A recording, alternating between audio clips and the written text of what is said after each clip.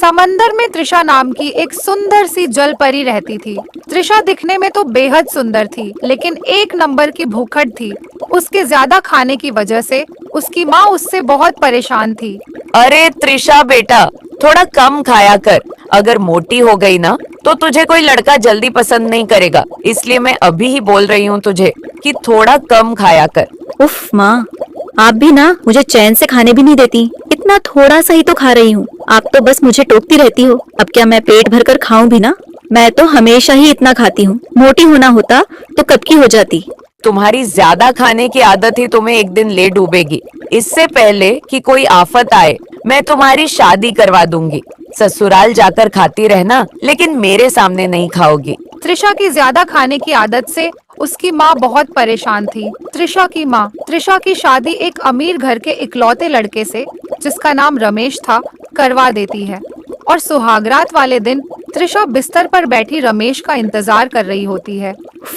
यार, आज तो मैंने ठीक से खाना भी नहीं खाया। शादी में इतने तरह तरह के पकवान बने होंगे, लेकिन मुझे ही मन भर के खाने को नहीं मिला। मुझे तो बड़ी जोर से भूख लगी है। ये रमेश जी भी कहाँ रह गए? अभी तक नहीं आए। ऐसा करती हूँ, जब तक रमेश जी नहीं आते मैं किचन से कुछ खा लेती हूँ। त्रिशा किचन में खाने को कुछ ढूंढने लगती है। तभी उसकी नजर समोसे और लड्डुओं पर पड़ती है। अरे वाह, समोसे और लड्डू, ये तो मेरे फेवरेट हैं। अच्छा हुआ मम्मी यहाँ नहीं है, अब मैं जी भरकर तला हुआ खाना खा सकूंगी। त्रिशा सारे लड्डू और समोसे खाने लगती है और सारे समोसे और लड्डू चट कर जाती है। अब जाकर मेरा पेट भरा। अब जल्दी से अपने कमरे में चली जाती हूँ। रमेश जी जरूर मुझे ढूंढ रहे होंगे। त्रिशा अपने कमरे में चली जाती है, जहाँ रमेश उसका इंतजार कर रहा था। अरे त्रिशा, तुम कहाँ चली गई थी? मैं कब से तुम्हारा इंतजार कर रहा था। वो क्या है ना, मुझे थोड़ी सी भूख लग गई थी, तो मैं किचन में कुछ खाने के लिए ढूंढने गई थी। अच्छा, तुम्हें अगर भूख लगी थी तो मुझसे कहती, मैं तुम्हारा मनपसंद खाना मंगवाता। रुको, मैं तुम्हारे लिए कुछ लेकर आता हूँ। रमेश त्रिशा के लिए कुछ खाने को लाने चला जाता है। किचन में मैंने इतने सारे समोसे और लड्डू खाए, और अब रमेश जी भी मेरे लिए कुछ खाने के लिए ला रहे हैं। मजा ही आ गया आज तो। अच्छा हुआ मम्मी ने मेरी शादी करवा दी, अब तो मुझे यहाँ कोई रोकने टोकने वाला नहीं। तभी रमेश त्रिशा के लिए पिज्जा और कोल्ड ड्रिंक्स लेकर आता है। त्रिशा, मैं तुम्हारे लिए पिज्जा लेकर आया हूँ। किचन में समोसे और लड्डू थे, पता नहीं वो किसने खा लिए, वरना मैं तुम्हारे लिए समोसा और लड्डू भी ले आता।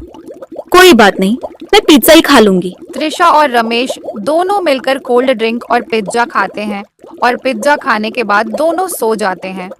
और कुछ घंटों के बाद त्रिशा की नींद खुल जाती है और उसके पेट में जोरों से दर्द होने लगता है। ये क्या, मेरे पेट में तो बहुत जोर से दर्द हो रहा है। लगता है मुझे वॉशरूम जाना होगा। त्रिशा जल्दी जल्दी वॉशरूम जाती है और देखती है कि वहाँ वेस्टर्न टॉयलेट सीट है। ये तो वेस्टर्न टॉयलेट सीट है, मुझे तो इसमें बैठने की आदत नहीं है। अब मैं क्या करूं? मुझे तो ये इस्तेमाल भी करना नहीं आता। त्रिशा को बहुत जोर का प्रेशर आ रहा होता है, लेकिन उसे वेस्टर्न टॉयलेट सीट इस्तेमाल करना नहीं आता था। वो भागते भागते स्टोर रूम में चली जाती है और वहीं हल्की हो जाती है। अब जाकर थोड़ा चैन मिला। लगता है आज मैंने थोड़ा ज्यादा ही खा लिया था। अब से मैं ध्यान रखूंगी। लेकिन ये क्या, मैंने तो स्टोर रूम को गंदा कर दिया। अब मैं अपनी सोच का क्या करूं? ऐसा करती हूँ, अभी इसको यही रहने देती हूँ। कल सुबह मैं इसको साफ काट दूंगी। वैसे भी मैं बहुत थक चुकी हूँ, अब मुझे आराम करना चाहिए। त्रिशा वापस अपने कमरे में जा ही रही होती है कि उसे फिर से प्रेशर आ जाता है और वो फिर से स्टोर रूम में हल्की होने बैठ जाती है। ज्यादा खाने की वजह से त्रिशा का पेट खराब हो चुका था और त्रिशा रात भर स्टोर रूम से अपने कमरे का चक्कर काटती रही। त्रिशा अब इतनी कमजोर हो गई थी कि कमजोरी के कारण बेहोश हो जाती है और अगले सुबह। अरे, ये त्रिशा कहाँ चली गई? रमेश त्रिशा को पूरे घर में ढूंढता है, लेकिन त्रिशा उसे कहीं नहीं मिलती। आखिर में वो स्टोर रूम की तरफ जाता है। अरे, ये इतनी खराब बदबू कहाँ से आ रही है? ऐसा लग रहा है जैसे किसी ने यहाँ लैट्रिन कर दिया हो। ये स्मेल तो स्टोर रूम के अंदर से आ रही है। रमेश स्टोर रूम में जाकर देखता है कि हर तरफ लैट्रिन ही लैट्रिन है और त्रिशा भी जमीन पर गिरी पड़ी है। Oh my God! त्रिशा, तुम्हें क्या हो गया? रमेश त्रिशा को अपने कमरे में ले जाता है और डॉक्टर को बुलवाता है। डॉक्टर त्रिशा का चेकअप करके कुछ दवाइयाँ देकर जाता है। आप टेंशन मत लीजिए, ज्यादा वॉशरूम जाने की वजह से इनके शरीर में थोड़ी कमजोरी आ गई है। चिंता की कोई बात नहीं है। मैंने जो दवाइयाँ लिखी हैं उन्हें समय समय पर खिलाइएगा। आपकी पत्नी बिल्कुल ठीक हो जाएंगी। और फिर डॉक्टर वहाँ से चला जाता है। मुझे माफ कर दीजिए रमेश जी, मैंने ही किचन के सारे समोसे और लड्डू खाए थे और ऊपर से पिज्जा भी खा लिया, तभी मेरा पेट खराब हो गया और मैं रात भर परेशान रही। मुझे वेस्टर्न टॉयलेट इस्तेमाल करना नहीं आता, इसलिए मैंने स्टोर रूम में ही लैट्रिन कर लिया। अरे त्रिशा, कोई बात नहीं, अब से तुम थोड़ा कम ही खाना। और तुम टेंशन मत लो, मैं तुम्हारी सुविधा के लिए इंडियन टॉयलेट लगवा दूंगा, जिससे तुम्हें अब कोई परेशानी नहीं होगी।